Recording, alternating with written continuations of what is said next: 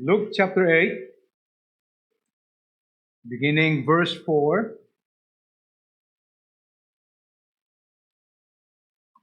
Babasahin ko po ang ilang bahagi ng ating aralin ngayong umaga from chapter 8, verse 4. Luke chapter 8. Share natin po ang ating mga Bible sa mga panuhin po natin. Marami pong salamat at meron po tayong mga bisita po sa araw po na ito. At mamaya po ating po silang i-recognize sa ating pong pananambahan. Luke chapter 8 verse 5 or verse number 4. When much people were gathered together, were come to him out of every city, spake a parable. A sower went out to sow his seed, and as he sowed, some fell by the wayside, and it was trodden down, and the fowls of the air devoured it. And some fell upon rock, and as soon as it was sprung up, it withered away because it lacked moisture. And some fell among thorns, and the thorns sprang up with it and choked it. And other fell on the good ground, upon a good ground, and sprang up, and bare fruit 100-fold. And when he had said these things, he cried, He that hath ears to hear, let him hear. Manalangin muna po tayo. Ang manaming Diyos, sa umaga pong ito, muli ang pagpakumbaba sa iyong harapan, Panginoon, at ang aming paghingi ng biyaya mo, Panginoon Diyos, sa pagdulog namin ngayong umaga sa iyong trono ng biyaya. Salamat po sa buong isang linggo na lumipas. Sa umaga pong ito, Panginoon, ang salita po ninyo na maging bahagi ng aming pagtitipon sa pagsamba. Ang Banal na Espiritu po ang siyang magtuturo sa amin, magtuon ng aming puso at isipan sa iyong kalooban, sa mensahe at katotohanan ng nais niyo pong matutunan po namin sa buhay naming bilang Kristiyano at mga anak po ninyo upang aming matutunan na gawin ang kalooban mo at mamuhay na naglilingkod sa iyo. Patawad po, Diyos, anumang mga pagkakasalan na aming nagawa. Kami po, Diyos, hinihingi ng iyo pong biyaya, Panginoon, ngayong umaga. Sa banal na pangalan ng aming Panginoong Jesucristo, ito po ang aming dalangin. Amen. Thank you at maupo na po kayo. Now, tumungo po tayo sa ating aralin po ngayong umaga.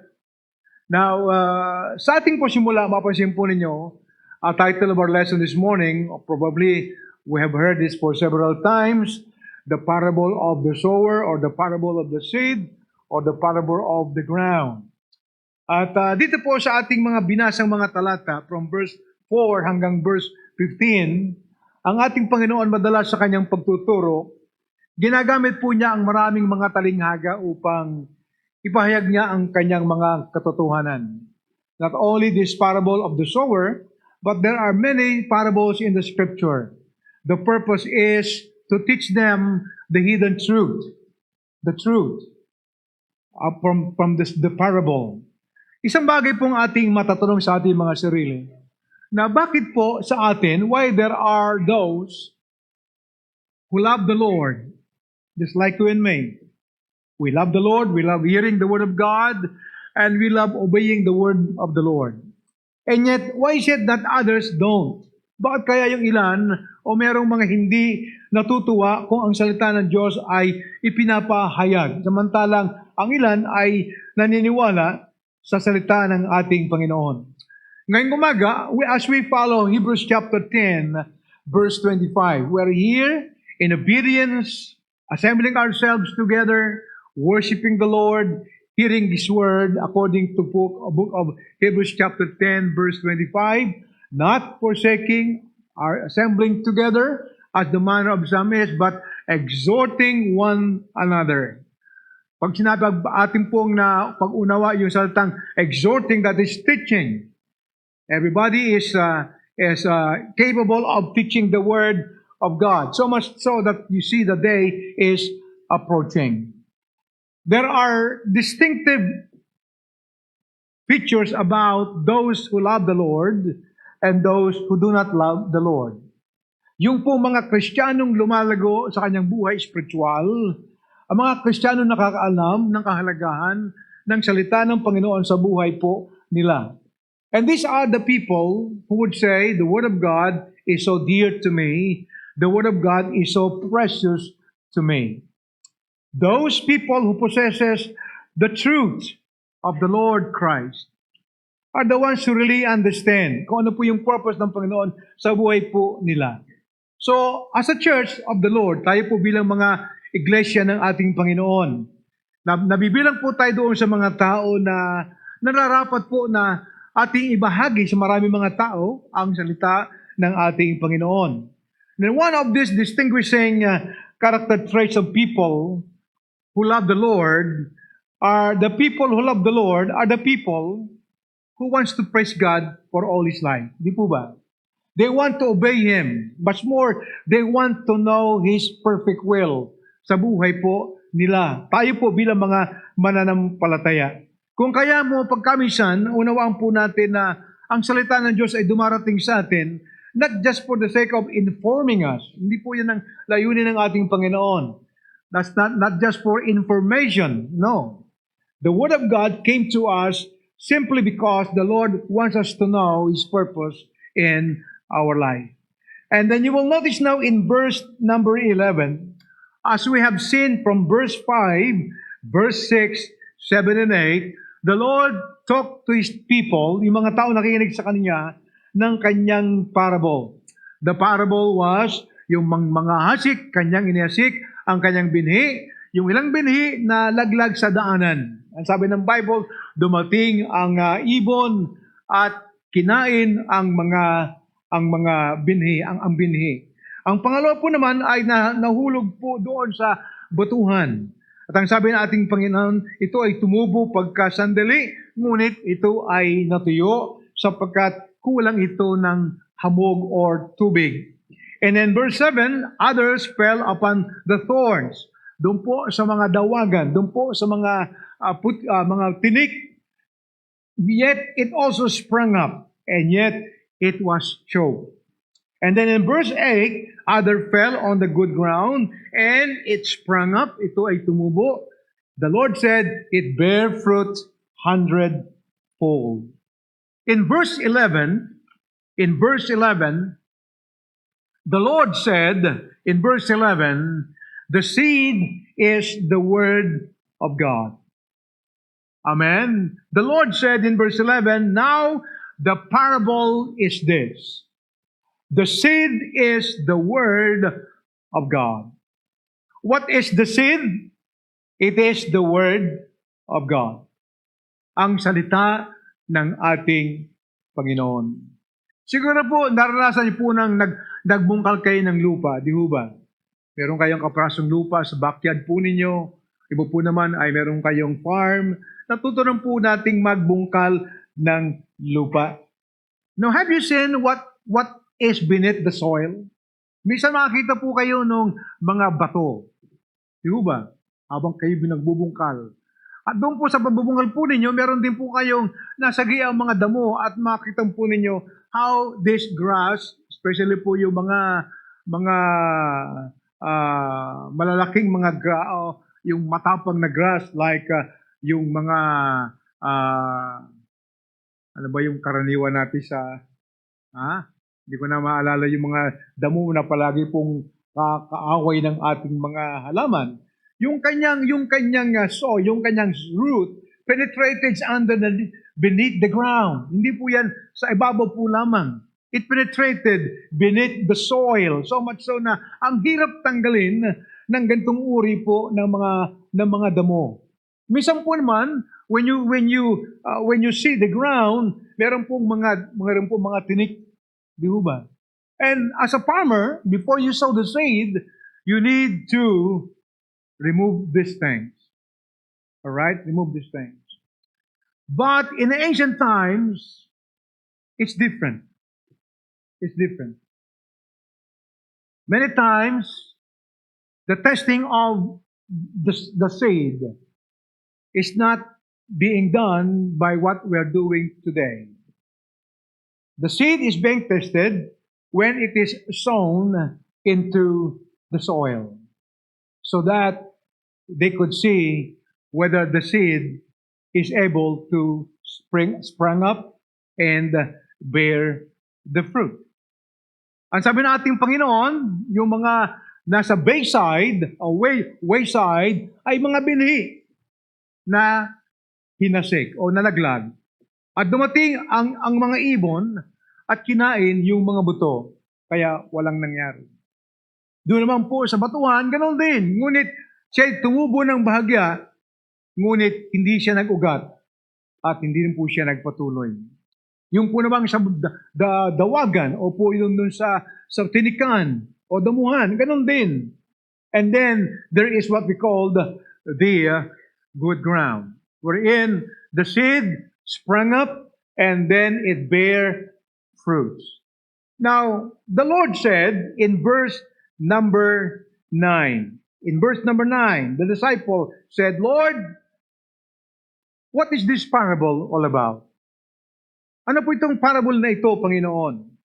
Ang sabi po ng ating mga disciples, saying, what might be disciple be? And then the Lord Christ told them, unto you it is given to know the mystery of the kingdom, but unto others in parables, that in saying they might not see, and in hearing they might not understand. And then the Lord explained to them the parable. Look at now verse 12. Those by the wayside are they that hears the word, and then comes the devil and takes away the word out of their hearts, lest they should believe and be saved. And they on the rock are they which, when they have heard, receive the word with joy. These have no root, which for a while believe, and time of temptation fall away.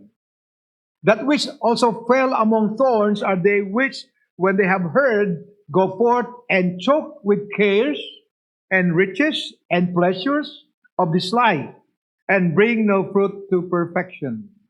But on the good ground are they which in honest and good heart, having heard the word, keep it, bring forth fruit with patience. Now this is how the Lord explained the parable. The parable is different from other teachings because many times people don't understand really what is the parable of Jesus. If you would heard Jesus telling the parable and you are a farmer, your first approach was, He's teaching me to become a good farmer, become selective of the kind of seed that I need.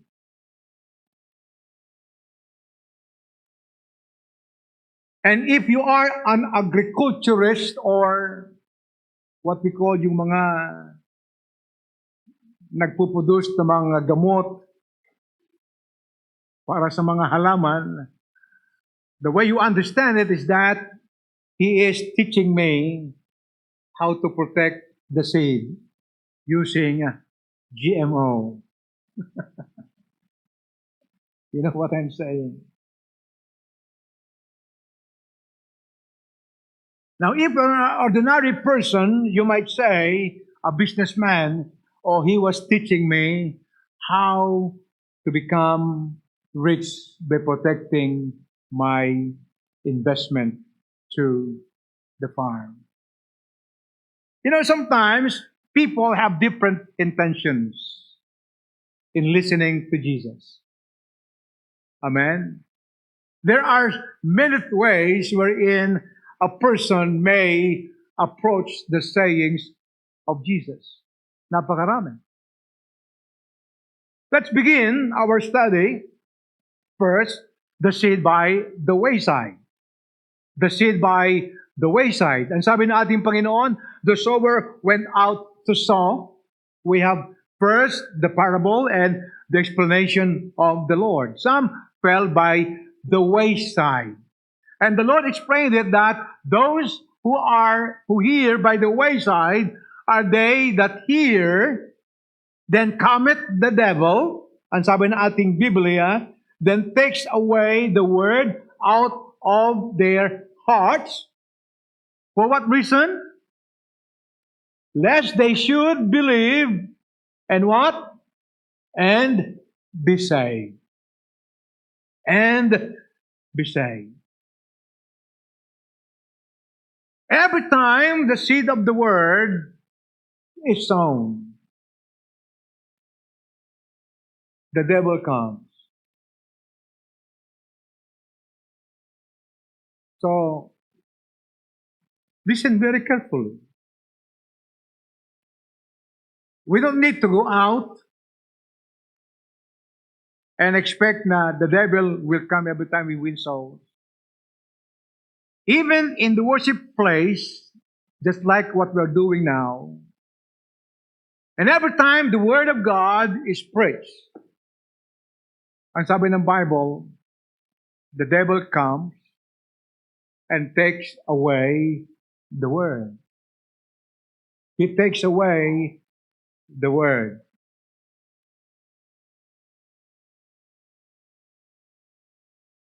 Now, why should the believers or the Church of Christ take the Word of God seriously?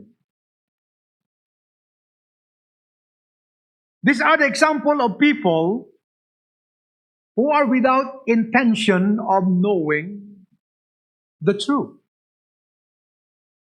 We call them unintentional hearers of the Word. Sila po yung uri mga tao minamahal na wala po silang anumang layunin na makita nila at malaman nila.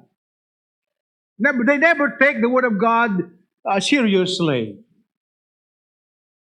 Kaya po ang aking tanong kanina, why should the Church of the Lord be serious in taking the Word of God to their life? Amen? Many times, this is how the Church of the Lord was fallen short.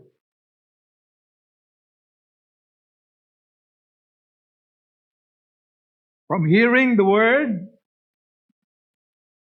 with a pure and honest intent. Just like Paul, asking God, asking Jesus, Lord, what wilt thou have me to do? At sana tayo bilang mga Kristiyano, we have that kind of intention. Every time we listen to the Word of God, we're asking, Lord, what do you want me to do? What do you want me to do? The first thing you will notice is that they are unbelieving people. That's why they don't have the intention of listening to it. They don't believe the Word. Hindi sila naniniwala sa salita ng ating Panginoon. Kaya po, they are not intentionally listening sa salita ng ating Panginoon. Pagkamisan, marami po ang ganitong uri ng mga tao. They just go to the crowd as if they are interested, but the reality was, they are not.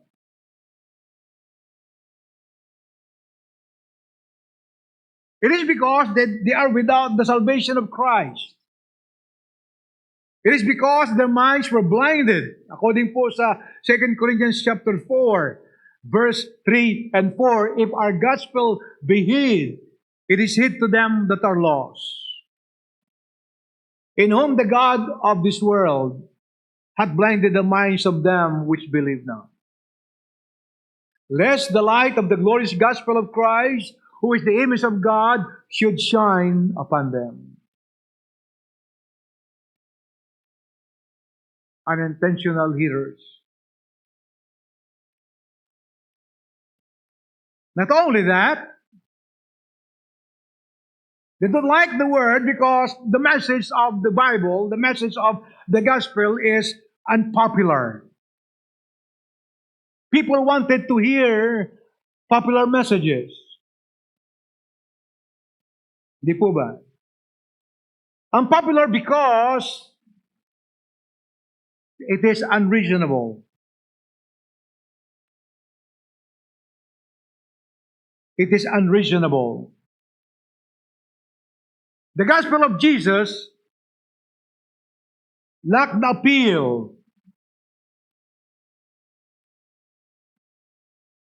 of touching the intellectuals. Di ba?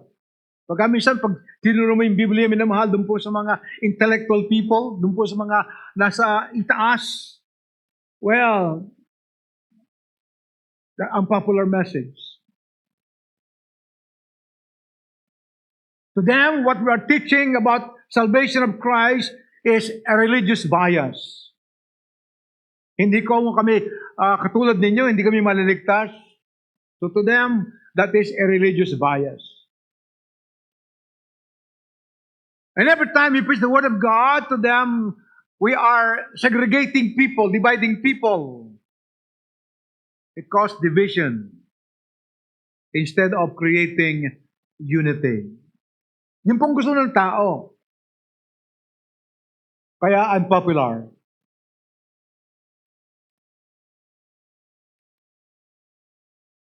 It is also unattractive. That's why a few people would listen to the Word of God with a pure intention na kunin yung katotohanan ng salita ng ating Panginoon. Kung kaya nga po, madalas sa ating pong soul winning, people would close the doors, hindi tatanggapin ng mga binibigyan natin mga babasahin sapagkat our message is repulsive to their culture and their tradition. And yet Apostle Peter said, nothing can be born again except through the Word of God. Amen? Peter said in chapter 1, verse 23, being born again, not of corruptible seed, but of incorruptible by the Word of God. So sabi ni Pedro, tayo isinilang na muli, hindi sa binhing nasisira, kundi sa binhing walang kasirian. Walang kasiraan. Ang salita ng ating Panginoon. Amen? Unpopular. Kaya pag nagturo ka sa iyong kapitbahay, kaibigan mo, kamanggagawa mo, kaeskwela mo, ano ba yan? Religion na naman yan. And not only that, the third thing you will notice is that we have an enemy. Undetectable enemy. You see, the Bible says, when the word fell on the ground, they are they who hears the word, then cometh the devil, and taketh away the word out of their hearts, lest they should believe and be saved. Now, even the Lord is telling us that Satan knew there is the power of the Word. Ano yung power ng Word? The power that can produce the faith. The faith that could lead a person to believe. And when the people believe, he could be saved. Amen? Ang sabi ng Biblia, dumating ang diablo at tinanggal, inagaw niya yung salita, yung binhi, ang salita ng Diyos. Ang sabi ng ating talata, takes away the word of their hearts, lest they should believe and be saved. Right? Kaya every time na tayo po'y nagsa-soul winning, titingnan po natin, kapatid, na ang diablo ay naandun. He cannot destroy the word. Because the word of God is indestructible. but it can be hindered. Amen. He could hinder the listener. He could blind the minds of those who listen to the word. But he cannot destroy the seed because it is the word of God. He can take away the seed from those who listen because the devil knew na ang salita ng Diyos has the power to produce the faith. Faith comes by hearing, and hearing by the word of God. Amen. And hearing the word of God produces faith, and faith would lead someone to believe Jesus and be saved.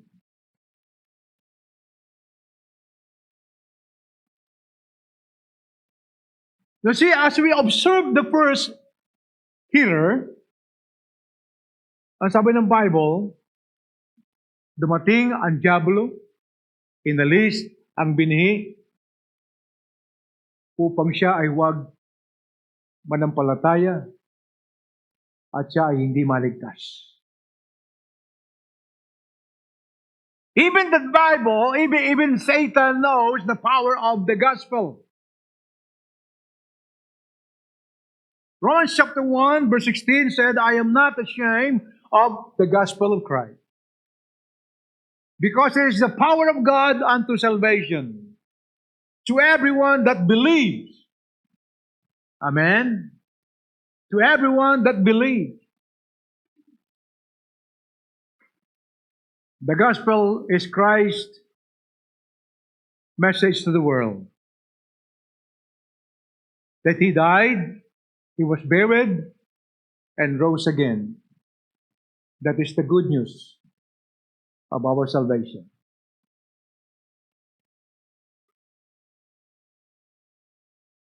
Kaya po nakakalungkot, minamahal, na maraming mga tao na instead of having a right intention of listening to the word, and because of that, the devil could easily take away the word out of their hearts.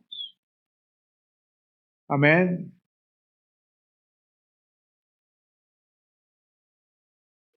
I hope we come here to listen with a good intention of listening the words of God. That's why your cell phone, you open, that's the devil's way. So that the word of God would never penetrate on your soul, on your heart. So your attention would be divided. Amen? Kaya yung pastor po ninyo, I'm not a cellphone hater, no. I have my cell phone. But our cell phone should have its proper place to use. Not on our worship time. Amen? Not on our worship time, because the devil is going to use it to take away the word out of your heart. And then secondly, we have the seed upon the rock. The seed upon the rock. It says in verse 13, they on the rock are they which, when they hear, receive the word with joy. These have no root, which for a while believe, and in time of temptation fall away. The second soil, the Lord called it the rock. Yung iba po ay napunta daw po sa batuhan. Sapagkat hindi siya gaanong nagpalalim, ang sabi ng Biblia, bagamat siya po'y tumubo, ito ay namatay at ito ay nawala. Ang sabi ng ating Panginoon. They receive the word with joy, and then they have no root. And while they believe, there comes a time temptations cause them to fall away. Nawala sila sa saliksik, pag-aaral ng salita ng ating Panginoon. Now, there are some people who could easily receive the word with joy. Natutuwa. Nagagalak po tayo, tumanggap sa ganyan. We praise the Lord for that. Yung aming Bible study, siya ay tumanggap sa ating Panginoon.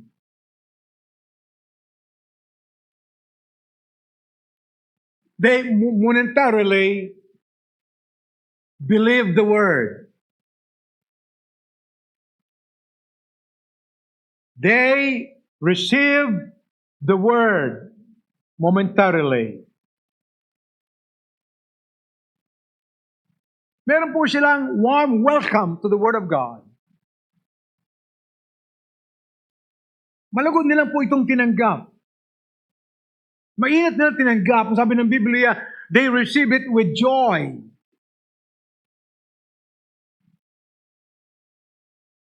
Na marahil katulad po nito ay mga tao na at first glance, akala nila ang salita ng Panginoon ay hindi mahalaga. But after a while, nakita nila ang kahalagahan ng salita ng ating Panginoon. There was called a warm welcome to the Word of God.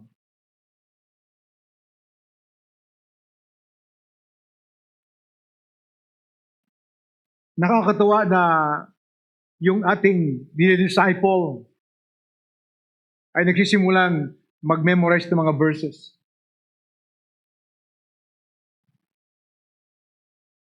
Nagsisimulang magbuklat ng Bible. Have you remember those times na kayo ay bagong Kristiyano at di mo alam kung saan bubuksan ang Bible mo? Pag nagsabi tayo yung pastor na hanap po, buksan po natin ang ating mga Biblia sa aklat po ni Mateo, hindi natin alam kung saan natin bubuksan ang aklat ni Mateo. Aklat ni Lucas, mula sa lumang tipan hanggang bagong tipan. And yet, we are glad na tayo nagbubukas. Unti-unti natin itong binabasa. Unti-unti po natin itong min-memorize o sinasa ulo. There was a warm welcome, reception to the Word of God. And the Bible says, for which for a while sprung up,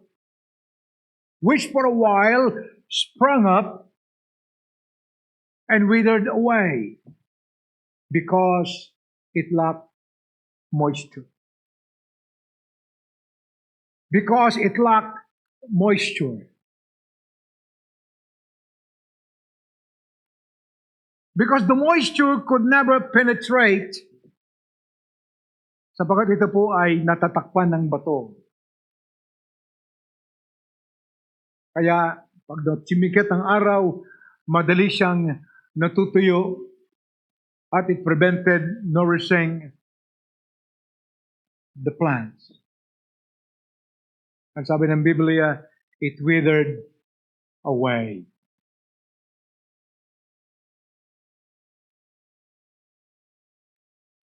What does it mean? The joy of reading the Scripture, the warm welcome na ginawa ng ilan sa mga naging mananampalataya ng ating Panginoon ay unti-unting nag-fade away.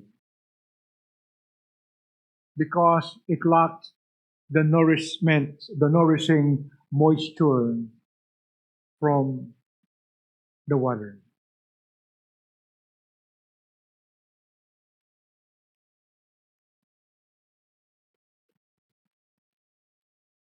You know, truth needs to be moistured in order for this truth to grow. And I believe that the power comes from the Holy Spirit of God. Every time the Word of God we accept without the moisturing power of the Holy Spirit, this truth could never and never penetrate to change our heart.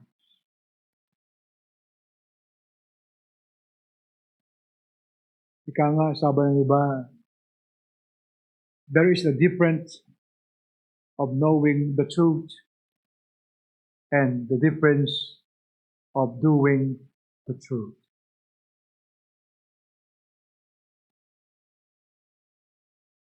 Because it lacked the moisture. Amen.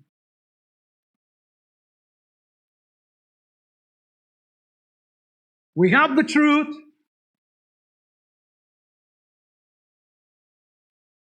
but we are doing differently, not according to the truth.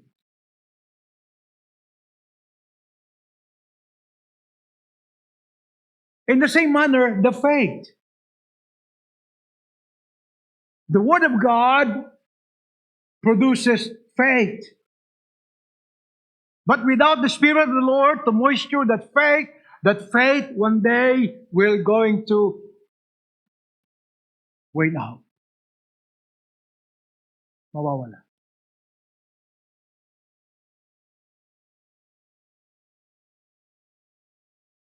The Word of God can able to produce patience. But without the moisturing power of the Spirit of the Lord, we are not going to practice patience anymore. We are becoming impatient.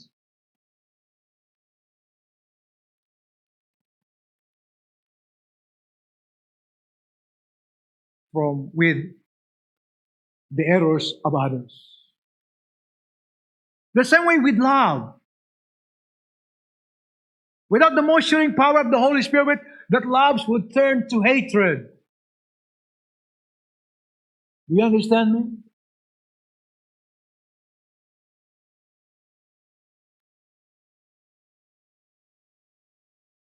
All the virtues that the Word of God can produce sa buhay ng Kristiyano, without the moisturing ingredients, without the moisturing work of the Holy Spirit, the Lord Christian, it may not produce better sa ating buhay bilang mga mananampalataya ng ating Panginoon. And then thirdly, we have the warning. What is the warning? The scripture says, for a while they believe, and in time of temptation fall away. The word temptation there is proof or trial. Yung salita ng Panginoon na minamahal ay nararapat magkaroon ng proving o pagpapatunay.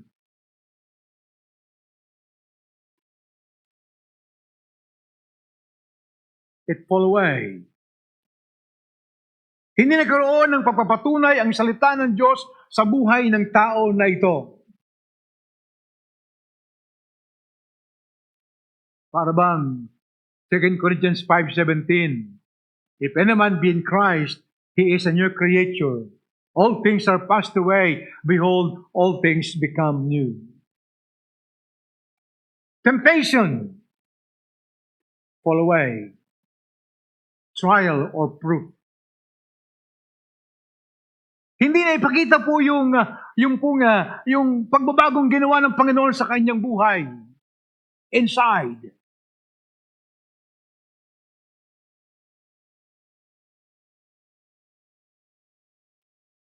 Hindi nakita ng tao outside.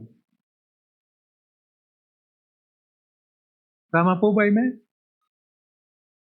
Why? Because it lacked the moisture of the Spirit of the Lord.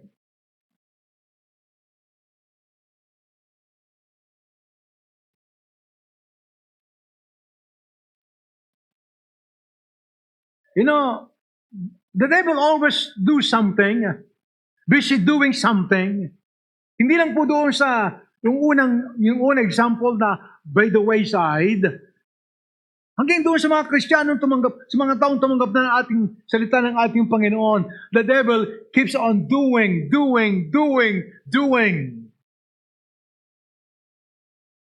upang hadlangan niya ang salita ng Panginoon.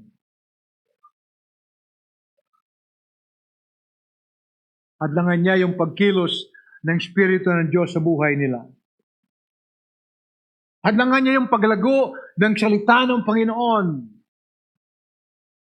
Could no longer take away the word because this person already believed. He was already a saved person. Hindi na po pwedeng agawin pang kaligtasan. But he can do something upang hindi po siya lalago sa kanyang pananampalataya at buhay na pagdalingkod.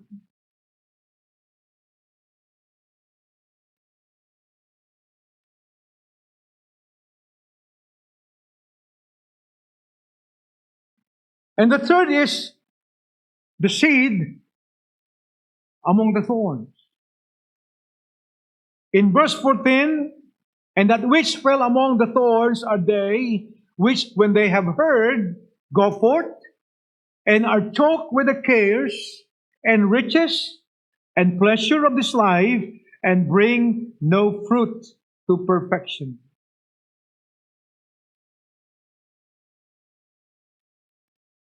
Tayo mga mananampalataya sa ating panahon, always be on guard sa ating buhay.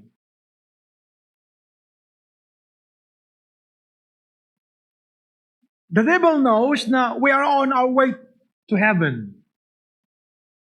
Amen. We are on our way to Christ. He could not prevent us when Christ comes back. Ngunit gagawa ang diablo minamahal sa buhay po natin na ikaw at ako ay palagi po niyang hahadlagan sa ating buhay upang tayo ay hindi lalago sa buhay po natin. Ihindir po ang salita ng Diyos sa buhay po natin. Ang pangatlo pong example ng ating nakikinig ay yung mga nakinig. Ang sabi ng Biblia, na tinulit po sila doon sa mga dawagan. Thorns. Just like in our picture. The seed among the thorns. And it also sprang up.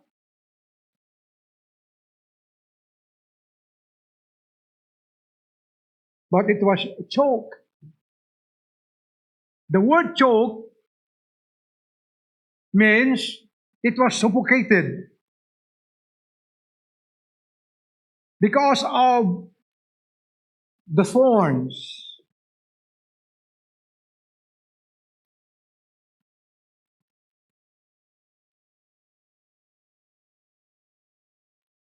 And Jesus Christ explained to us what are these thorns. Ang sabi ng ating talata, when they heard the word, they receive it, it sprang up and choked it. Nawala din.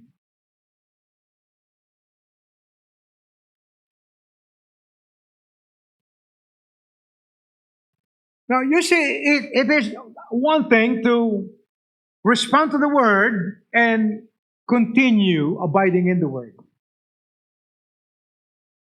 Amen. Ang sabi ng ating Panginoon sa John chapter 15, if you continue in my word. Maraming mga tao, when they hear the word of God, they become believer of Jesus Christ, they respond to the word momentarily. Hindi sila nagpapatuloy. Tumitigil. Yung kanyang dating pinahalagaan sa salita ng Diyos, ngayon ay hindi na mahalaga para sa kanya.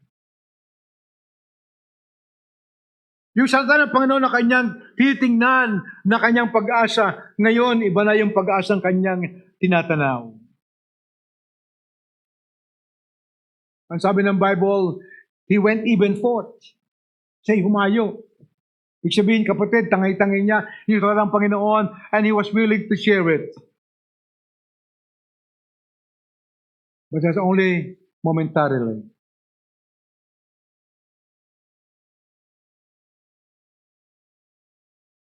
Magpasalamat po tayo na until now, you are here. Amen? You praise the Lord for that. Hanggang ngayon po ay nandito ka pa din. Nakikinig ka ng salita ng ating Panginoon. You are abiding in the Word of God. Ang sabi ng Panginoon, if you abide in me, and my words abide in you. My words abide in you. Why is it that many people would only respond momentarily, kapatid? It is because of the second reason. Ang pangalawang dahilan ay sapagkat merong rivalry of the Word. Merong katunggali ang salita ng Diyos spiritually. There is what we call the rivalry. John, the beloved, said, love not the world, neither the things that are in the world. If any man love the world, that is now what we call rivalry. The love of the Father is not in him. For all that is in the world are the lust of the flesh, the lust of the eyes, and the pride of life. These are not of the Father, but is of the world. The world passeth away, but he that doeth the will of God abideth forever.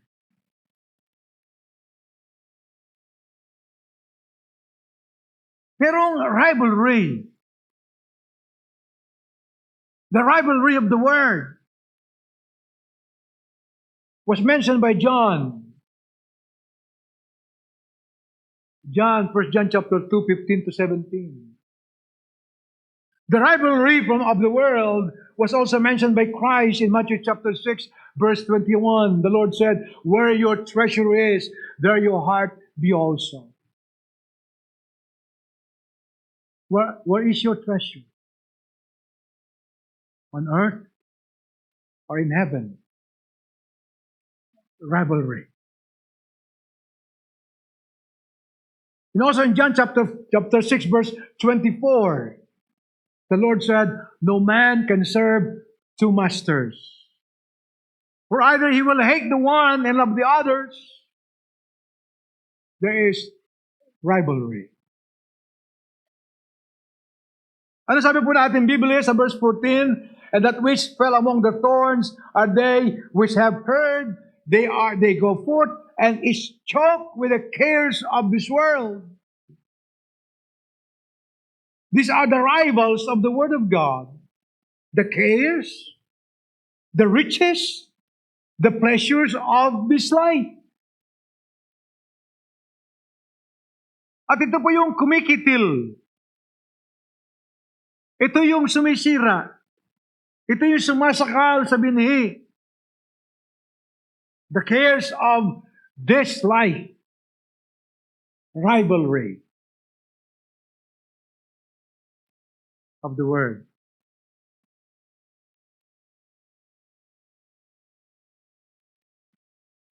Amen? Now, even Jesus tells us there is a competition.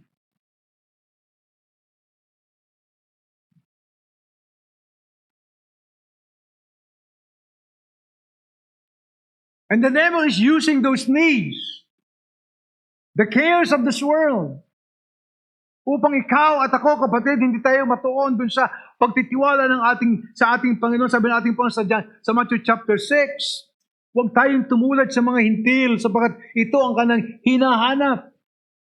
They seek after what they eat, the clothing, the shelter, everything. But Christ said, but you seek ye first the kingdom of God. And His righteousness, and all these things shall be added unto you. Rivalry. Amen. Kaya yung salita ng Panginoon ay hindi po lumalago na narapat na ibunga niya sa tao. Ang sabi ng ating talata, bring no fruit to perfection. The word perfection means to bear on to completion.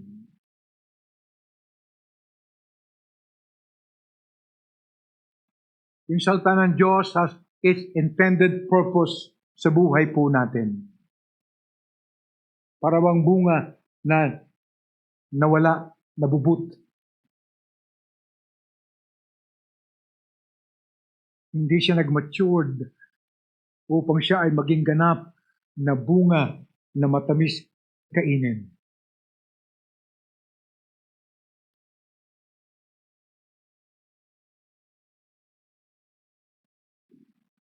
And the third,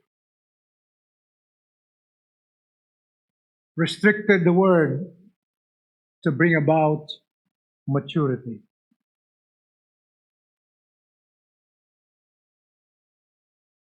It choked the word with cares and riches and pleasures. Hindi siya nagkaroon ng ganap na pagbubunga.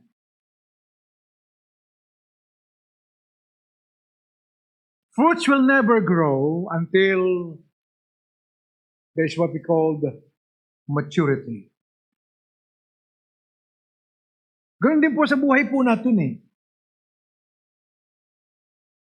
Ang buhay natin, kapatid, nagmamature spiritually. And when the time we become matured spiritually by the Word of God, being moistured by the Spirit of the Lord, then the Word of God will bring forth fruit sa buhay natin. But it was choked. Sapagkat marami po mga rivals, mga katunggali ang salita ng Diyos sa buhay natin.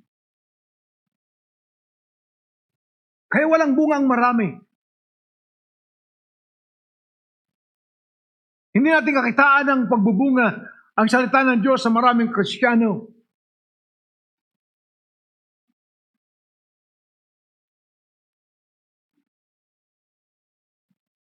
The word was restricted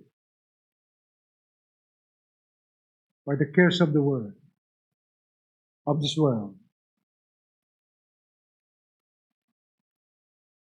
And then the fourth one was the seed on the good ground. The seed on the good ground.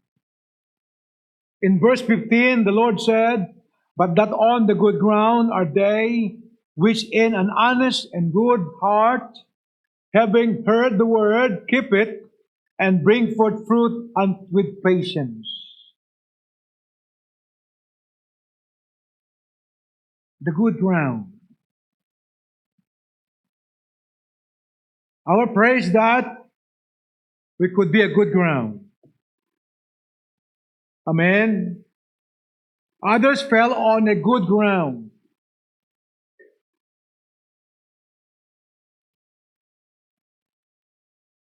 Ang sabi ng Bible, it sprang up. The word sprang up. Tumubo. And then bear fruit 100-fold. It bear fruit 100-fold. What is the reason? Number one, it is because they received the word with a noble intention. They received the word with a noble intention. What the intention must be? Ano po sabi po ni James? Sa James chapter 1, verse 21 o 22 to 25, sabi po ni Santiago sa chapter 1, verse 22, "But be ye doers of the word, and not hearers only, deceiving yourselves. For if any be a hearer of the word, and not a doer, is like unto a man beholding his natural face in a glass.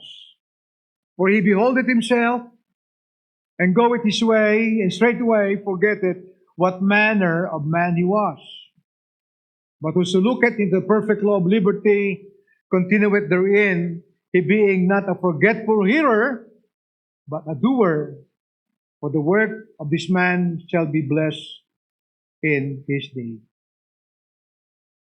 Ano po sabi po ni James? We should receive the word with a noble intention. What is that? An intention of, Lord, change me. Ang sabi po ni Pedro, sabi po ni James, tumitingin tayo sa salaminan.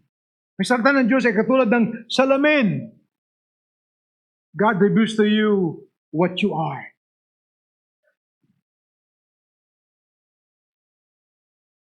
And the Bible says this is not what you need to do. Kaya sabi po ni si James, you don't need just to be a hearer, but be a doer of the word. Deceiving yourself.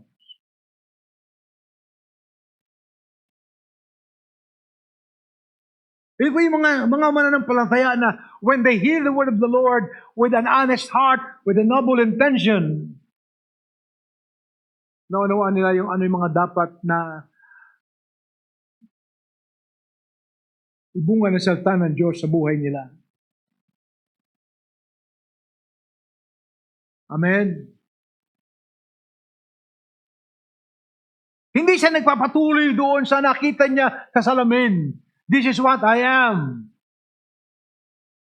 Tumalikod siya sa salamin at alam niya kanyang nararapat gawin. There's a time na alisin niya yung nararapat na alisin na mga bagay hindi po na maganda para po sa kanya.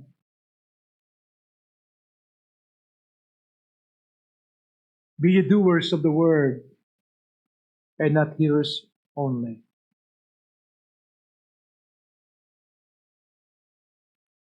And also it says that with a good and honest heart, having heard the word, keep it and bring forth fruit. Not only they receive the word with a noble intention, they also receive spiritual nourishment by the word. It says they have an honest and good heart, having received the word, they keep it, bring forth fruit with patience.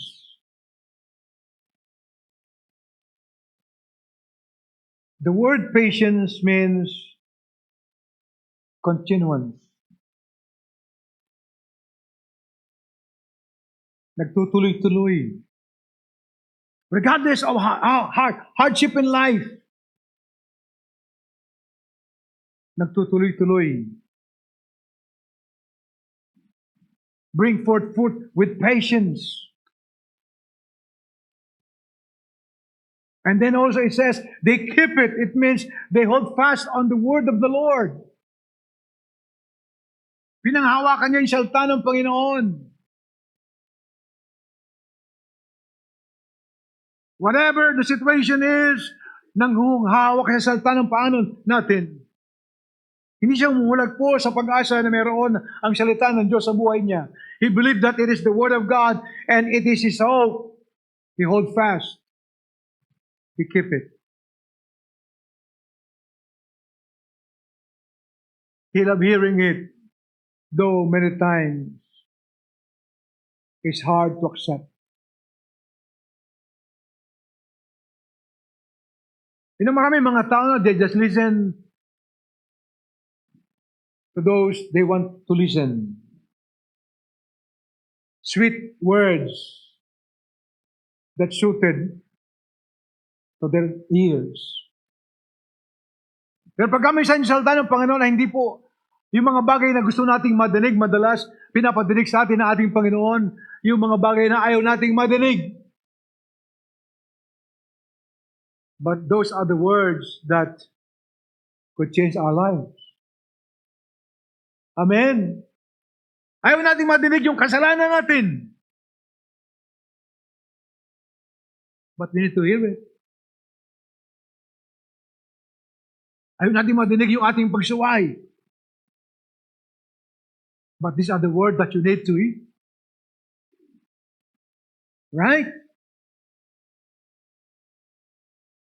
But this Christian kapatid, lumalagoy sa amin na mahal sapagkat tinatanggap niya ang salita ng Panginoon natin. And he hold fast on it and continue with it. And at the end, ang sabi ng Bible, he bear fruits. And then, reflecting the intended purpose. I want to tell you a story with this last. Miss Charlotte Elliott came to an honest and faithful Christian, Cesar Milan, and asked this old man, how could she become a Christian? Paano siya magiging Kristiyano? The old man replied, my dear, it is very simple. Trust the Lord, give your life to Him. Very simple. And she said to him, but I am a sinner, a very bad sinner. Do you think Jesus can take me just as I am? Cesar Milan said, yes. Jesus will take you just as you are and no other way. So Charlotte Elliott came home, into his room, kneel down, and pray. And she take notes of every word that he said to Jesus. She said, if Jesus would take me just as I am, I will come.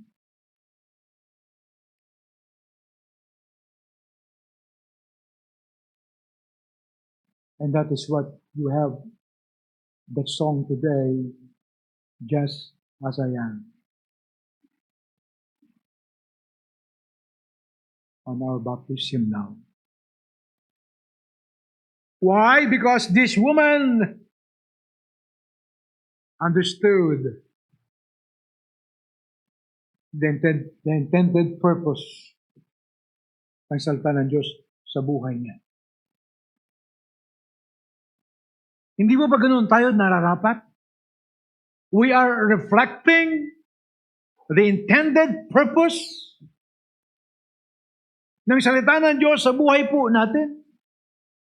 Amen. Many times you hear the word justification and sanctification. What are these two words? What are these two words in closing? In justification, we are declared righteous.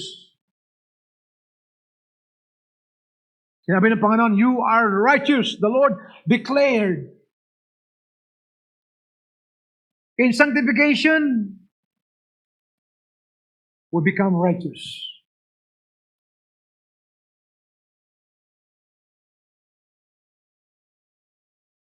Amen. Justification is what God does for us in Christ. Sanctification is what God does in us, cleansing us every day.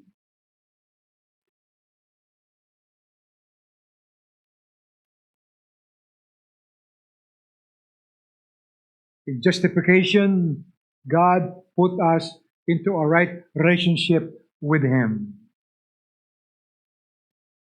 In sanctification, God exhibit the fruit of that relationship from God.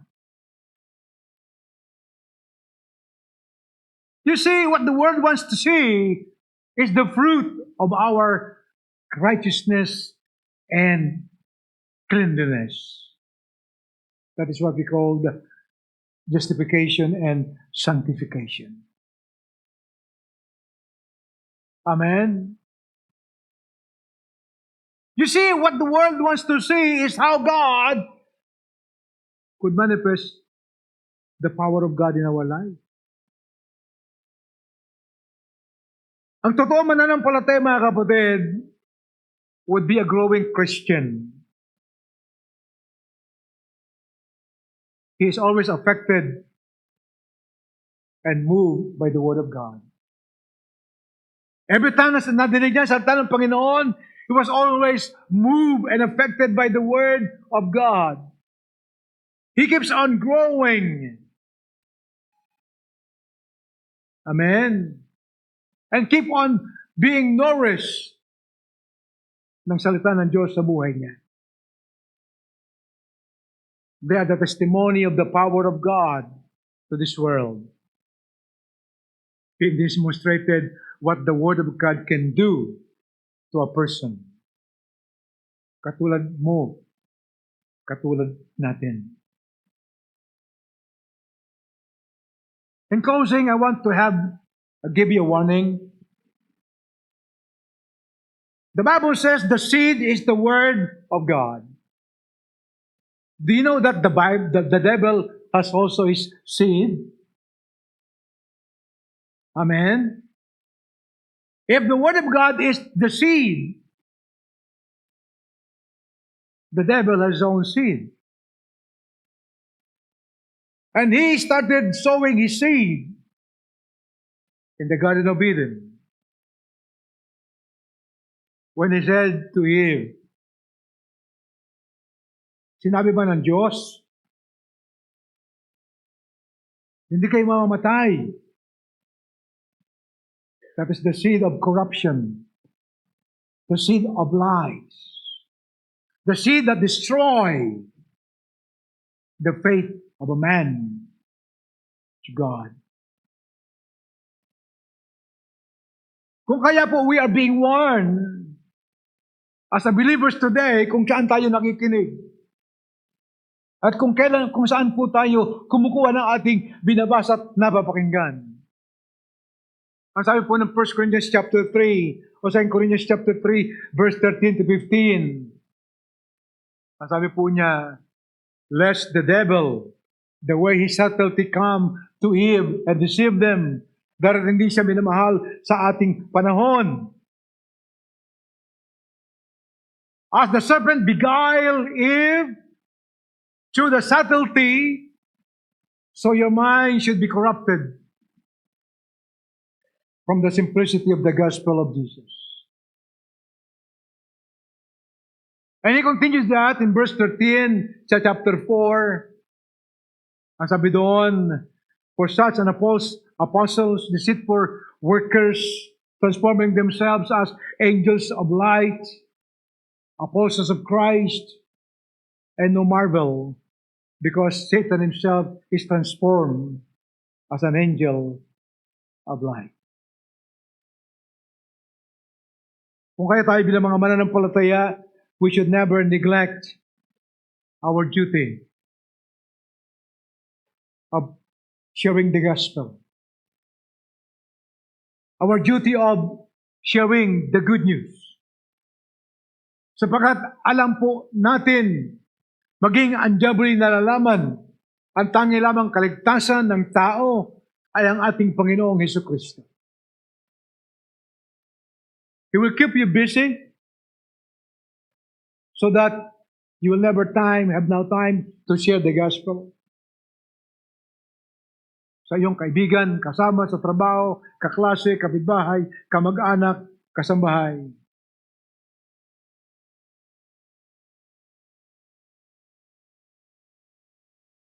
The devil may allow us to be a good Christian, but he will always hinder you of preaching the good news. Being good cannot save anyone.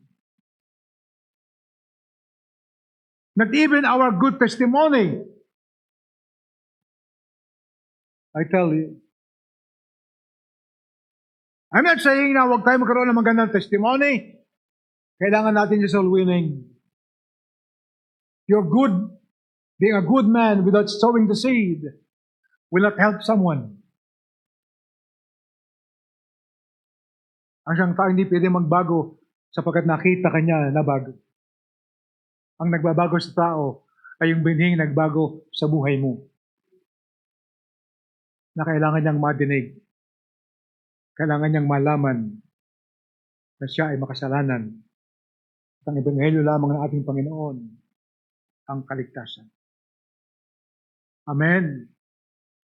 The seed is the word.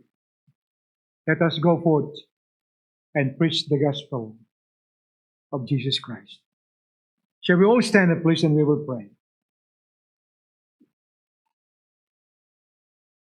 Manalangin po tayo. Ama naming Diyos, marami pong salamat. Panginoon, kami po'y tulungan mo.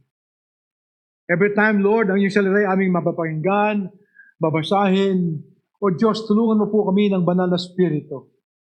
Inaris mo po ang iyong salita. Ito po ay magbubunga sa buhay namin. At matutunan din po namin ito, Diyos, na ibahagi sa maraming tao. Marami pong salamat, Panginoon, sapagkat sa iglesyang ito ay pangangaral ang Ebanghelyo ni Kristo na siyang kapangyarihan sa kaligtasan ng bawat sasampalataya. Pinupuri namin kayo, Panginoon, dalangin ko po na ang salita mo, Diyos ko, ay manatili sa puso namin, that we will continue to grow and reach its perfection in time na kami po ay magbubunga. Magbubunga kami para po sa iyong karangalan at kalwalatian. Marami pong salamat, Ama naming Diyos, sa pangalang banal ng aming Panginoong Jesucristo. Ito po ang aming dalangin. And all God's people will say, Amen.